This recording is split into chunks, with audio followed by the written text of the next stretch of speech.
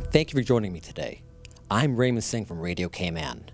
We are sitting down to address the recent attempted cyber attack targeting government systems and to shed light on the protective measures in place and the ongoing efforts to combat cyber threats. I'm joined today by Ms. Pam Green, the Director of Government's Cybersecurity Office, Mr. Darby Whitaker, the Director of our Computer Services Department, and Mr. Wayne Green, Director of Risk Advisory of Deloitte and Touche, and finally by Mr. Charles Brown, Acting Deputy Chief Officer in the Ministry of Investment. Good morning, everybody. Good morning. Ms. Pam, we're going to start with you. Now, you are the Director of Government's Cybersecurity Office. News is circulating that CIG has been hacked. Can you share with us what has actually happened? Yes, thank you for the question. So back in 2019, the Cayman Islands government recognized the existential threat posed by cyber attacks and established a cybersecurity office which I head up.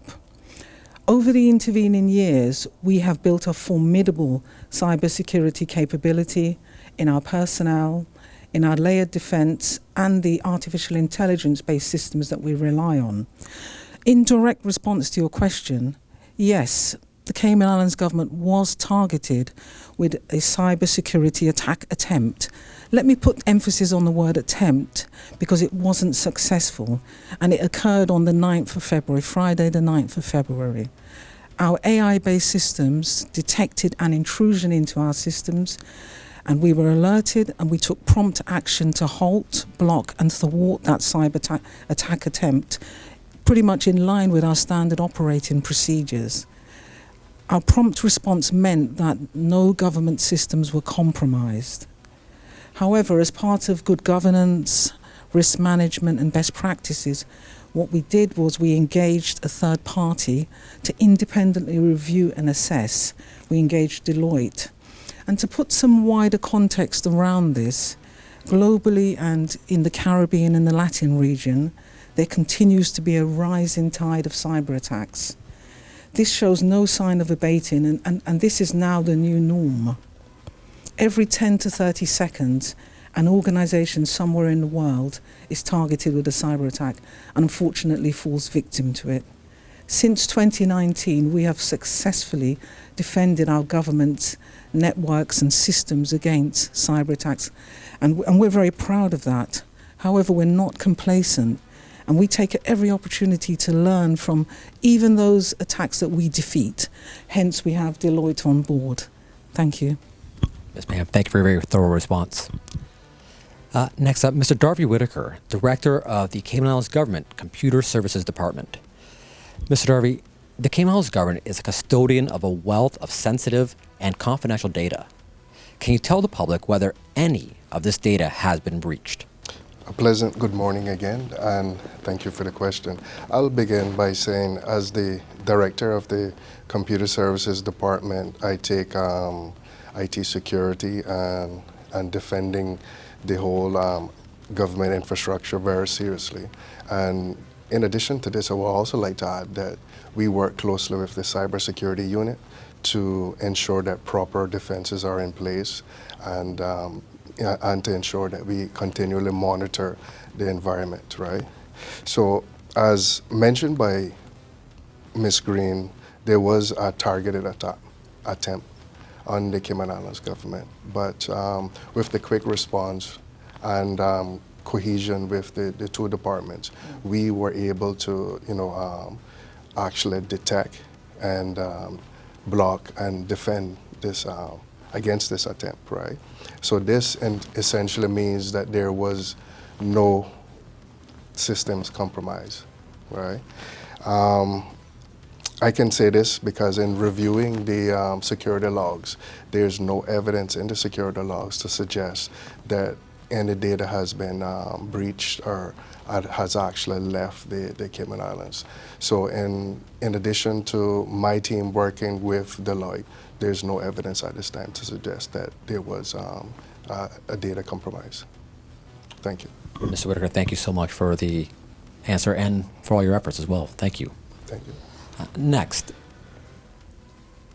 Mr. Wayne Green, the Director of Risk Advisory at Deloitte and Touche. Good morning. Now, I understand that you were involved in the investigation as a third party. What was your role and the scope of your work with Deloitte in this investigation? Yeah, good morning, and thanks for the question. Deloitte was humbled to have been invited to offer our cyber resiliency expertise and to the Cayman Islands government, and we're proud to have been selected to support with the review of the cyber event that Ms. Green and Mr. Whitaker just covered. The scope of Deloitte's services followed industry practice, and it included Deloitte assisting the Cayman Islands government with cyber incident response activities in relation to the event that the team was just talking about. While Deloitte's support is still ongoing, we have found no evidence to date of data exfiltration of Cayman Islands government data. At Deloitte, we're committed to providing unparalleled support to our clients in navigating cybersecurity events with a team of in-country resources and access to specialized resources from our regional delivery centers. We stand ready to swiftly deploy and assist in cyber investigations at a moment's notice. Our priority is to ensure the security and resilience of our clients' systems and data, reinforcing our dedication to safeguarding their digital assets. Mr. Green, thank you for your response and appreciate your efforts with working with our Cayman Islands government. Mr. Charles Brown, the acting deputy chief officer, in the Ministry of Investment, Innovation, and Social Development. Good morning and thank you for joining us. Now, can you please tell us about how this has all been handled as part of government's good governance? Thank you for the question. So as you can see, you've heard from our colleagues both within government and our industry partner, Deloitte, in this particular attempt. And we are happy to report that our defenses have held true and there's been no compromise of government systems.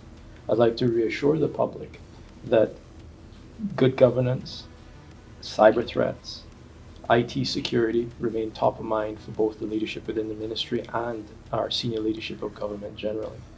And we take these matters very seriously, and we're very thankful that our systems performed impeccably in this particular response, both human and our actual automated defenses. We also have reached out to the Ombudsman's office out of the abundance of caution, just to notify them that there was an attempt, and obviously as the investigation continues, if anything was to come out of that would change these particular parameters, we would have informed them.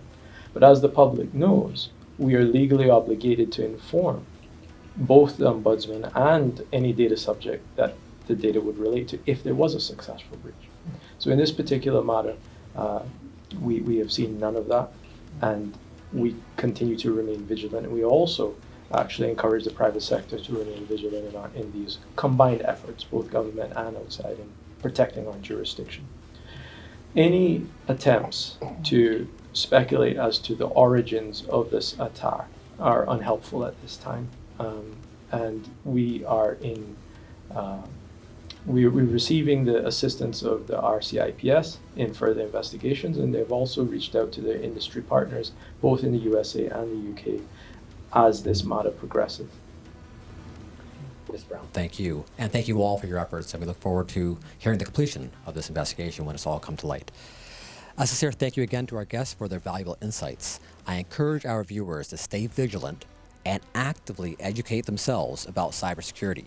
Together, we can fortify our digital defenses and ensure a safer online environment for all.